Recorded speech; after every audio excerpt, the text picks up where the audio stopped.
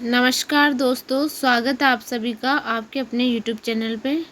आज मैं आगे की क्लास लेके आई हूँ जहाँ पे जिससे हम बात करेंगे पॉलीसोम और आर्गेसोम की।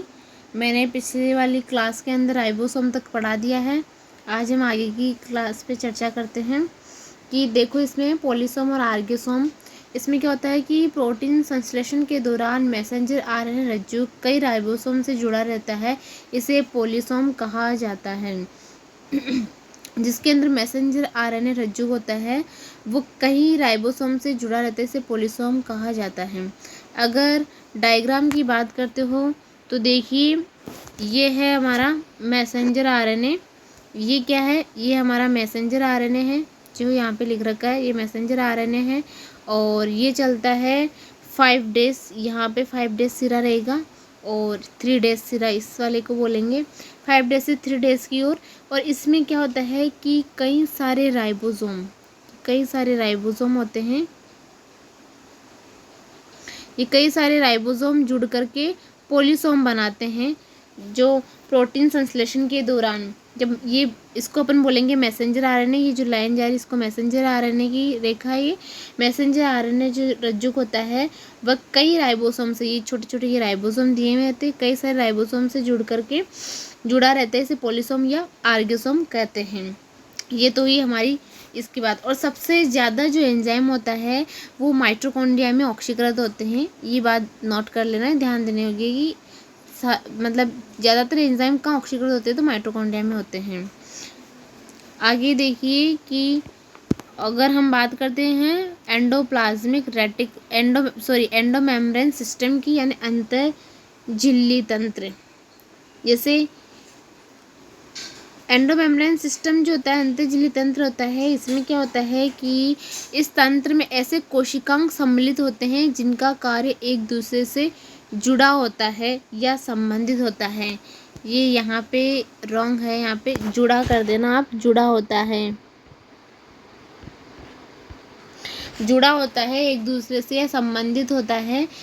इसे अंतःझिल्ली तंत्र के अंदर, जिसके अंदर हम देखें तो इसमें ईआर यानी कि एंडोप्लाज्मिक रेटिकुलम और गोल्जिकाय, लाइसोसोम, रिक्तिका, ये सारे के सारे जो तंत्र होते हैं ये एक दूसरे से संबंधित होते हैं और ये इसमें ही एंडोमेम्ब्रेन सिस्टम के अंदर कार्य करते हैं। इसके भाग होते हैं तो हम एक एक करके देखेंगे। सबसे पहले देखते हैं ईआर, जिसे बोलते हैं एंडोप्लाज्मिक रेटिकुलम। इसका पूरा नाम क्या है? एंडोप्लाज्मिक रेटिकुलम, ईआर का। ये क्या होता है कि एकल झिल्ली कोशिका है, या फिर इसमें क्या होता है कि एकल झिल्ली कोशिका है जिसमें ये क्या करता है, केंद्रक झिल्ली निर्माण करता है। केंद्रक झिल्ली का क्या करेगा? निर्माण करता है। ये केंद्रक झिल्ली निर्माण करता है।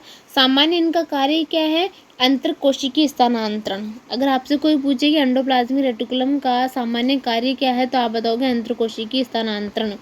अब इसमें अंतरकोशिकीय स्थानांतरण में देखो, इसके ना एंडोप्लाज्मिक रेटिकुलम जिसे अंतर्द्रव्य जालिका बोलते हैं हिंदी के अंदर, इसके 2 भाग होते हैं, जिसमें से पहली जो सतह होती है उसे बोलते हैं आर, अर्थात खुरदरी सतह होती है आर वाली, और एक सतह होती है जिसे बोलते हैं एस, ये चिकनी अंतर्द्रव्य जालिका बोलते हैं इसको। दोनों इसके पार्ट हैं। तो देखिए इसके अंदर आगे ये दे रखे आर और एस। ये आर है और ये एस है। इसको बोलते हैं चिकनी अंतर्द्रव्य जालिका। ये वाली जो होती है ये चिकनी होती है, ये वाली, और ये खुरदरी होती है, ये खुरदरी है। तो इसमें देखिए हम पहले पढ़ते हैं खुरदरी के बारे में। खुरदरी के बारे में पढ़ेंगे। ये क्या होता है कि राइबोसोम राइबोफोरिन प्रोटीन की मदद से, मतलब राइबो जो सोम होता है, राइबोसोम, ये क्या होता है कि राइबोफोरिन प्रोटीन की मदद से, किसकी मदद से? राइबोफोरिन प्रोटीन की मदद से ईआर की सतह से जुड़े रहते हैं। कौन सा प्रोटीन? राइबोफोरिन प्रोटीन लिखना आपको। राइबोफोरिन प्रोटीन की मदद से ईआर की सतह से, यहाँ पे ईआर की सतह से, ये गलत है, ईआर की सतह से जुड़े रहते हैं। ईआर का मतलब होता है एंडोप्लाज्मिक रेटिकुलम से जुड़े रहते हैं। अगर हम बात करते हैं इनका कार्य क्या है तो इसका कार्य सबसे पहले देखो प्रोटीन संश्लेषण व स्त्रावण का होता है। खुरदरी सतह का कार्य होता है प्रोटीन संश्लेषण व स्त्रावण का। वही अगर हम बात करते हैं चिकनी अंतर्द्रव्य जालिका की, जिसे हम SCR से डिनोट करते हैं, ये क्या करता है, इसका कार्य क्या है कि वसा उपापचय में सबसे पहला कार्य होता है वसा उपापचय का, जिसमें इसमें देखो खुरदरी की बात आए तो आपको प्रोटीन संश्लेषण व स्त्रावण का, अगर चिकनी की बात आ जाए तो वसा उपापचय स्टेरॉयड का कार्य करतेगा, जिसमें क्या होता है कि स्टेरॉयड हार्मोन का संश्लेषण होता है इसके अंदर। चिकनी अंतर्द्रव्य जालिका का पहला कार्य हो गया वसा उपापचय का, दूसरा कार्य होगा स्टेरॉयड हार्मोन का संश्लेषण, और इसका तीसरा कार्य होगा अविषाक्तीकरण, जिसे बोलते हैं डिटॉक्सिफिकेशन, अविषाक्तीकरण, ये भी इसी में आएगा। और चौथा कार्य देखो इसका, कि इसका चौथा कार्य है किस, इसमें आता है कि साइटोक्रोम P4 होता है। क्या होता है, साइटोक्रोम P4, ये यहाँ पे P450 है, साइटोक्रोम P450 जो क्या है, ये एक प्रकार का प्रोटीन है जो अविषाक्तीकरण में काम करता है। ये इसका चौथा टॉपिक है, ये चौथा पॉइंट है इसका। तो पहला पॉइंट अपन ने क्या पढ़ा, चिकना अंतर्द्रव्य जालिका की बात कर रही हूँ मैं, अभी खुरदरी अंतर्जालिका की बात नहीं कर रही हूँ। चिकनी अंतर्द्रव्य जालिका की बात करूँ मैं, खुरदरी अंतर्द्रव्य जालिका की बात नहीं कर रही हूँ। तो अगर हम बात करते हैं चिकनी के, मैंने 3 पॉइंट बता दिए हैं। इसके अंदर सबसे पहला पॉइंट क्या होता है कि वसा उपापचय का, सबसे पहला पॉइंट क्या है, वसा उपापचय। दूसरा पॉइंट क्या है, स्टेरॉयड हार्मोन का संश्लेषण। दूसरा पॉइंट क्या है, स्टेरॉयड हार्मोन का संश्लेषण। और तीसरा पॉइंट क्या है, अविषाक्तीकरण, ये तीसरा पॉइंट है, अविषाक्तीकरण यानी डिटॉक्सिफिकेशन। और चौथा पॉइंट आता है इसके अंदर साइटोक्रोम P450, ये एक प्रोटीन है जो कि अविषाक्तीकरण में काम करता है। आपको सेकंड ग्रेड में 3 पूछा जाता है, मतलब इनके कार्य पूछा जाएगा, चिकनी अंतर्द्रव्य जालिका के कार्य, या फिर आपको देखो ऑप्शन में ऐसे दे देंगे कि चिकना अंतर्द्रव्य जालिका के निम्न में से कार्य है। ऑप्शन आपको पॉइंट दे देंगे, वसा उपापचय, राइबो मतलब प्रोटीन की, मतलब इसमें प्रोटीन संश्लेषण व स्त्रावण का कार्य, स्टेरॉयड हार्मोन का संश्लेषण, अविषाक्तीकरण। तो ये देखो वसा उपापचय तो है, राइट है चिकनी अंतर्द्रव्य जालिका के लिए। उसके बाद में ये स्टेरॉयड हार्मोन वाला भी सही है, अविषाक्तीकरण वाला भी सही है। लेकिन प्रोटीन संश्लेषण की बात आए तो ये खुरदरी अंतर्द्रव्य जालिका के अंदर आता है प्रोटीन संश्लेषण। तो इनमें दोनों में अंतर विशेष ध्यान रखना है कि चिकनी अंतर्द्रव्य जालिका के कार्य क्या है और खुरदरी अंतर्द्रव्य जालिका के कार्य क्या है। RER और SCR दोनों में अंतर ध्यान रखना है, रट लेना, याद कर लेना चिकने इसके SCR का और RER के अंतर। दूसरा देखो RER का दूसरा कार्य क्या है कि केंद्रक झिल्ली का निर्माण, किसका, केंद्रक झिल्ली का निर्माण। और इसमें RER के 3 भाग भी होते हैं, सिस्टर्नी, वेसाइकल और ट्यूब्यूल्स, ये सब RER के अंदर आएगी, जिसके 3 भाग होते हैं। ठीक है, इम्पोर्टेंट है इसके अंदर, वेरी मोस्ट बता रही हूँ मैं कि पहले खुरदरी RER के अंदर आएगा प्रोटीन संश्लेषण, केंद्रक झिल्ली का निर्माण। SCR के अंदर आएगा, सबसे पहला टॉपिक आता है, पहला पॉइंट आएगा वसा उपापचय। अगर आपसे कोई लिपिड से संबंधित कोई भी आ जाता है इसके अंदर, तो लिपिड संबंधित कार्य तो वसा उपापचय का होता है। SCR चिकना अंतर्द्रव्य, क्योंकि चिकनी होती है ना वो, तो जाहिर सी बात है कि इसमें फैट तो होगा ही, चिकनी है तो वसा जो लिपिड होता है, लिपिड का संश्लेषण करेगा तभी तो चिकनी होगी। उसके बाद स्टेरॉयड हार्मोन का संश्लेषण होगा। नाम इसका चिकनी अंतर्द्रव्य जालिका है, तो देखो कैसे कैसे कार्य कर रही है ये, स्टेरॉयड हार्मोन का संश्लेषण, अविषाक्तीकरण और साइटोक्रोम P450 और वसा उपापचय। इतनी बार बोल दिया कि मुझे भी याद हो गया और आपको भी याद हो गया, चलो अच्छा है। 3 क्वेश्चन तो इम्पोर्टेंट हो ही गए इसके अंदर। ठीक है, अगला पॉइंट देखिए, गोल्जिकाय। गोल्जिकाय से हर बार क्वेश्चन बनता है, इनके आकार से रिलेटेड, इनके कार्य से संबंधित, और क्या कहते हैं जो ये किस पादपों में किस प्रकार होता है, निम्न पादप में, कवक में कैसे होते हैं। तो देखिए गोल्जिकाय के बारे में क्या होता है कि गोल्जी जो ये एक झिल्ली युक्त कोशिकांग है, एकल झिल्ली युक्त कोशिकांग है गोल्जिकाय। गोल्जिकाय कैसा है, एकल झिल्ली युक्त कोशिकांग है गोल्जिकाय, जो क्या करता है कि कुछ निम्न पादप व कवक में गोल्जिकाय बिखरे रहते हैं, निम्न पादपों में और कवक में, उच्च पादपों में नहीं, निम्न पादपों की बात कर रही हूँ मैं। कौन से? निम्न पादप व कवक में गोल्जिकाएं बिखरे रहते हैं और इन्हें डिक्टियोसोम कहा जाता है। क्या कहेंगे इन्हें? डिक्टियोसोम कहा जाता है। गोल्जिकाएं को प्लियोमॉर्फिक कोशिकांग भी कहा जाता है। बताओ। देखो, गोल्जिकाएं को प्लियोमॉर्फिक कोशिकांग कहा जाता है। प्लियोमॉर्फिक कोशिकांग क्यों कहा जाएगा इसको? क्योंकि ये अपने आकार में परिवर्तन दर्शाते हैं, इसलिए इसको प्लियोमॉर्फिक कोशिकांग कहा जाता है। और इसके अंदर क्या है, इस कोशिकांग में ध्रुवीयता या पोलैरिटी देखी जाती है, अर्थात इसमें 2 सिरे होते हैं ध्रुवीयता या पोलैरिटी में। इसमें क्या होता है कि एक तो होता है शिशिरा, जो कि ER यानी एंडोप्लाज्मिक रेटिकुलम की ओर होता है, और एक होता है ट्रांसिरा, जिसे बोलते हैं मैच्योरिंग सिरा होता है, जो प्लाज्मा मेम्ब्रेन की ओर होती है। यानी 2 सिरे होते हैं इसके अंदर। इसमें पोलैरिटी देखी जाती है, ध्यान रखना।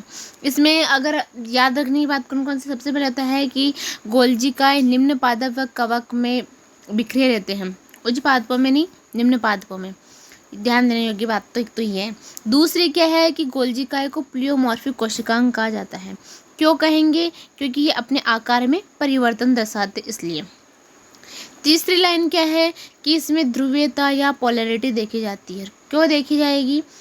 क्योंकि इसमें 2 सिरे होते हैं, जिसमें एक सिरा सिस, जिसे फॉर्मिंग सिरा बोलते हैं, जो कि ER यानी इसमें एंडोप्लाज्मिक रेटिकुलम की तरफ, और दूसरा होता है ट्रांस या मैच्योरिंग सिरा, जो प्लाज्मा मेम्ब्रेन की तरफ होता है।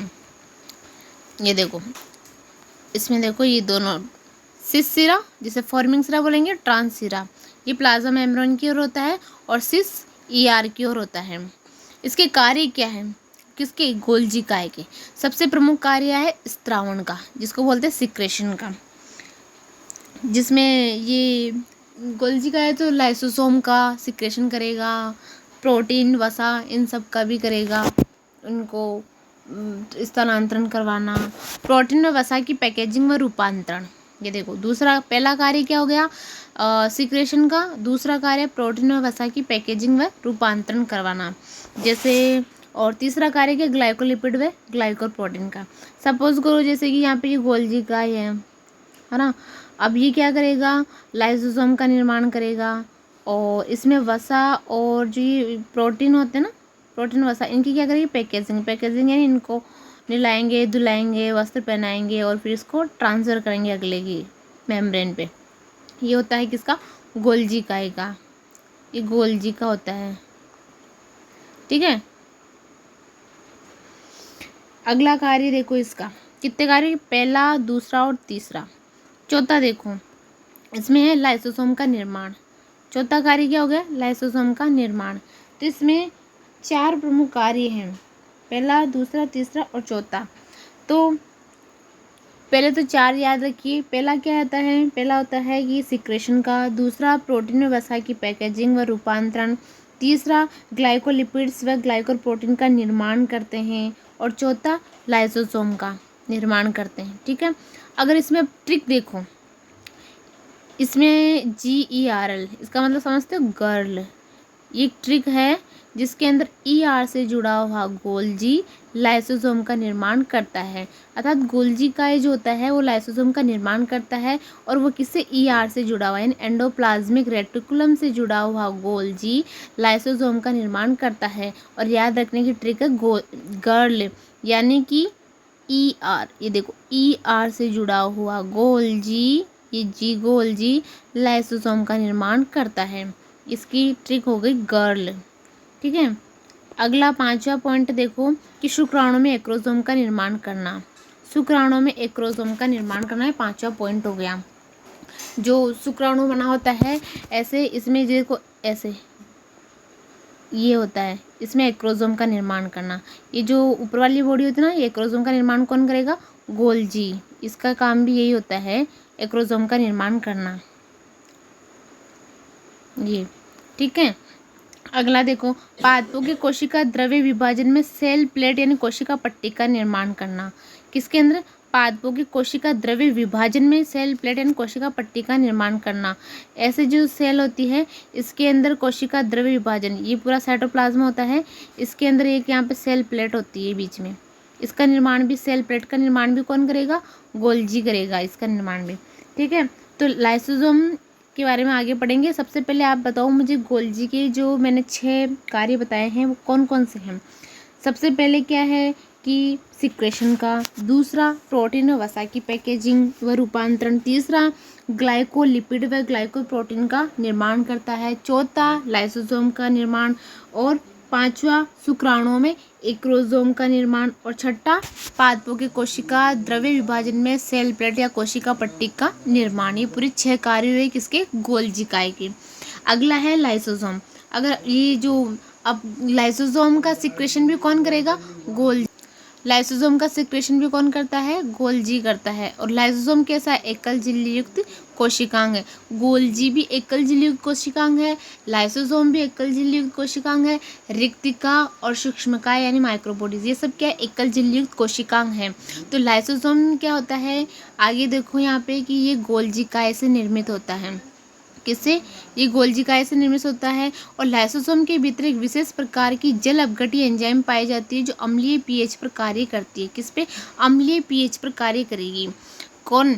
जल अपघट्य एंजाइम लाइसोसोम के अंदर पाई जाती है जो क्या करती है? मतलब जल अपघट्य एंजाइम, यानी कि ये एंजाइम इस प्रकार की होती है जो अपघटन का कार्य करती है, और इसका पीएच कैसा होता है? अम्लीय पीएच होता है इसका। लाइसोसोम भी बहुआकारिकी या पॉलीमॉर्फिक कोशिकांग है, सेम गोल्जी काय की तरह। ये गोल्जी काय भी पॉलीमॉर्फिक कोशिकांग थे, बहुआकारिकी थे। इसी प्रकार लाइसोसोम भी बहुआकारिकी है और पॉलीमॉर्फिक कोशिकांग है। ठीक है, और इसमें इम्पोर्टेंट लाइन क्या है? इनका मुख्य कार्य भक्षण का होता है। आगे कार्य भी देखेंगे, लेकिन फिलहाल आप लाइसोसोम के बारे में इतना याद रखो कि लाइसोसोम एकल झिल्ली युक्त कोशिकांग है, क्योंकि गोल्जी काय भी ऐसी है तो लाइसोसोम भी एकल झिल्ली युक्त कोशिकांग है। ठीक है, और ये गोल्जी काय ही निर्मित करता है लाइसोसोम को। और इसमें अगर क्वेश्चन बनेगा तो यहाँ से बनता है कि जल अपघट्य एंजाइम किसमें पाया जाता है? तो जल अपघट्य एंजाइम लाइसोसोम के अंदर पाया जाएगा। और जल अपघट्य एंजाइम का पीएच कैसे होता है? इसका पीएच अम्लीय होता है जल अपघट्य एंजाइम का। और ये कैसा है? ये भी पॉलीमॉर्फिक कोशिकांग होता है, यानी ये अपने भी आकार बदलता रहता है लाइसोसोम भी, इसलिए। अब इनका कार्य देखिए, इनका कार्य है कि इनका मुख्य कार्य भक्षण या फेगोसाइटोसिस में होता है। फेगोसाइटोसिस इनका कार्य क्या? भक्षण का होता है। जब भी कोई सेल्स होती है तो वो क्या करती हैं? किसी कोशिकाओं को अंदर ले लेती हैं और भक्षण का कार्य करेगी, क्योंकि इसके पास जल अपघट्य एंजाइम है ही। तो ये क्या करेगी? किसी भी सेल्स पे अटैक कर, जैसे भी सेल्स आएगी उसको अंदर लेकर के, और ये जो एंजाइम होता है उसका अपघटन कर देता है। इसलिए लाइसोसोम को अपन आत्मघाती थैली भी कहते हैं। क्यों? क्योंकि इसके अंदर ये जल अपघट्य एंजाइम पाया जाता है, इसी कारण इसको हम आत्मघाती थैली भी कहते हैं। ये फटाफट अपघटन का कार्य कर देता है। तो इसमें देखो, ये इनकी अधिक संख्या जो है ना कि भक्षाणु कोशिकाओं में पाई जाएगी। किसमें? भक्षाणु कोशिकाओं में। यहाँ पे आएगा भक्षाणु कोशिका। अधिक संख्या जो होती है ना भक्षाणु कोशिकाओं में पाई जाती है। अब भक्षाणु सेल्स कौन कौन सी होती है? न्यूट्रोफिल और मोनोसाइट यानी WBC के अंदर होती है भक्षाणु सेल्स। जो हमारी एंटीबॉडीज़ होती है उसके अंदर जो भी कोई बैक्टीरिया या फिर जो भी मतलब वायरस मतलब जीवाणु आता है, हानिकारक बैक्टीरिया जो भी बॉडी में प्रवेश करता है, तो न्यूट्रोफिल्स और मोनोसाइट्स का कार्य होता है ये तुरंत उस पर अटैक करेगी और अपने अंदर ले लेगी सेल्स को अपने अंदर ले करके। जैसे देखो, अगर हम बात करते हैं, ऐसे देखो, ये डायग्राम से समझा रही हूँ मैं आपको कि सपोज करो ये कोई भी आया बैक्टीरिया जीवाणु, यानी इसको अपन फेगोसोम बोलते हैं क्योंकि रोगजनक होता है। जाहिर सी बात है ये रोग फैलाएगा। अगर हम बोलते हैं इसको, ये क्या एक प्रकार का रोगजनक है ना, ये रोगजनक है, तो ये भोजन हो गया एक तरह का उनके लिए। क्या हो गया? ये भोजन हो गया है किसके लिए? लाइसोसोम के लिए। तो हम इसको क्या बोलेंगे? फेगोसोम। क्या बोलते हैं? बाहर वाली जो भाग होता है उसको क्या, जो बाहर होता है जो रोगजनक का कार्य करता है, इसको क्या बोलेंगे? फेगोसोम। इसको क्या बोलेंगे अपन? फेगोसोम बोलेंगे। ठीक है, अब ये फेगोसोम जैसे ही अंदर एंटर करा तो आपको पता है अंदर क्या होता है? गोल्जी क्या कर रहा है? लाइसोसोम का निर्माण कर रहा है। इसको ये प्राथमिक होता है, ये क्या होता है? प्राथमिक लाइसोसोम। इसको जो गोल्जी जिस लाइसोसोम का निर्माण करता है उसको अपन क्या बोलते हैं? प्राथमिक लाइसोसोम बोलते हैं। अब जैसे ही फेगोसोम आया, फेगोसोम इस लाइसोसोम से जुड़ेगा, ऐसे जोड़ लेगा ये, ठीक है। ये लाइसोसोम और फेगोसोम दोनों जुड़ गए और ना, अब इसको बोलेंगे अपन द्वितीय, क्या बोलेंगे इसको? द्वितीय फेगोसोम का निर्माण हो जाता है, ठीक है। तो यहाँ पे ये जल अपघटन एंजाइम होती है, तो ये क्या करते हैं? इसका अपघटन कर देता है, पूरा टुकड़ों टुकड़ों में तोड़ देगा, इसका पूरा अपघटन कर देता है। और जो ये लास्ट में क्या बच जाता है? अवशेषिकाएं। इसका क्या बच जाएगा? अवशेषिकाएं। जो लास्ट में बच जाता है उसको क्या बोलेंगे अपन? अवशेषिकाएं। इसलिए लाइसोसोम को आत्मघाती थैली या सुसाइड बैग्स भी बोलते हैं। क्यों? क्योंकि ये इसका जो फेगोसोम आया उसका क्या किया? इसने भक्षण कर लिया, इसके अंदर जो जल अपघटन एंजाइम होती है इससे क्या किया? इसका अपघटन कर दिया, इसे छोटे छोटे टुकड़ों में बांट दिया। तो इसको अपन बोलेंगे आत्मघाती थैली या सुसाइड बैग भी बोलते हैं। किसको? लाइसोसोम को, ठीक है। आई होप अच्छे से समझ में आ गया होगा लाइसोसोम। अगला है इसके अंदर जैसे कि ये देखो, ये डायग्राम से पूरा दर्शाया गया है अच्छे से। आप चाहो तो इसको नोट भी कर सकते हो, इस डायग्राम को, बहुत इम्पोर्टेंट है, सीखने में आसानी रहेगी आपके। जैसे देखो, ये इसको अपन बोलेंगे भोजन। इसको क्या बोलते हैं? इसको अपन बोलते हैं भोजन, ठीक है ना। ये भोजन है ये। इसको फेगोसोम बोलते हैं। ये जो रोगजनक है ये क्या है? रोगजनक है ये। इसे बोलेंगे भोजन, ये रोगजनक होता है। इस जो रोगजनक होता है इसे हम बोलते हैं फेगोसोम। ये जो रोगजनक होता है, पता नहीं चल क्यों नहीं रहा है, रोगजनक होता है, इसको क्या बोलेंगे अपन? फेगोसोम बोलते, ठीक है ना। आप हटाए दो, ये फेगोसोम बोलते इस रोगजनक को, इसको। और ये जैसे ही ये क्या है? गोल्जी। इसको क्या बोलेंगे अपन? गोल्जी। और ये किसका? ये लाइसोसोम निकल रहे हैं यहाँ से छोटे छोटे, इसको प्राथमिक बोलेंगे। अब जब इस फेगोसोम से जुड़ जाता है ये, तो इसको क्या बोलेंगे? द्वितीय। और ये जो जल अपघटन एंजाइम होती है जिसका पीएच अम्लीय होता है, ये इसका छोटे छोटे टुकड़ों में अपघटन कर देता है और बीच में बच जाता है अवशेषिकाएं, ठीक है। और ये पाया जाता है अपने न्यूट्रोफिल्स और मोनोसाइट्स के अंदर, दोनों में ही देखने को मिलता है, ठीक है। अगला देखो कि लाइसोसोम को आत्मघाती थैली भी कहते हैं। इसको क्या बोलेंगे? आत्मघाती थैली भी कहते हैं। ये देखो, इसको नोट डाल के लिख लेना आप, ये नोट डाल के लिखना कि आत्मघाती थैली के नाम से जाना जाएगा कौन सा? लाइसोसोम, ठीक है। तो आज की क्लास इतनी ही, और आगे की क्लास लेंगे हम अगली क्लास के अंदर। लगातार देखते रहिए और अपने साथी गणों को शेयर करिए। ये सभी के लिए इम्पोर्टेंट है क्लास, जरूर नहीं सेकंड ग्रेड आप 11th में पढ़ रहे हो, चाहे 12th क्लास में पढ़ रहे हो, चाहे अदर कंपटीशन के लिए भी आप तैयारी कर रहे हो, अदर कंपटीशन वालों के लिए भी ये काफ़ी बेनिफिट वाली क्लास है। जनरल नॉलेज है जो इतनी एग्ज़ाम में पूछी जाती है आजकल, साइंस डीप से पूछ रहे हैं प्रत्येक कंपटीशन के अंदर, तो ये सबके लिए फ़ायदेमंद है। और हम जैसे ही चैप्टर कंप्लीट होगा क्वेश्चन आंसरों की क्लास भी लेके आएंगे, ऑब्जेक्टिव टाइप क्वेश्चन, और एक आधे में क्लास बनाऊंगी वीडियो जिसके अंदर एनसीईआरटी बेस पूरा सारांश लेके आऊँगी एनसीईआरटी का, एनसीईआरटी की बुक से, तो एक बार आप उसको भी देख लेना, ठीक है। नेक्स्ट क्लास में मिलेंगे, तब तक के लिए जय श्री कृष्णा।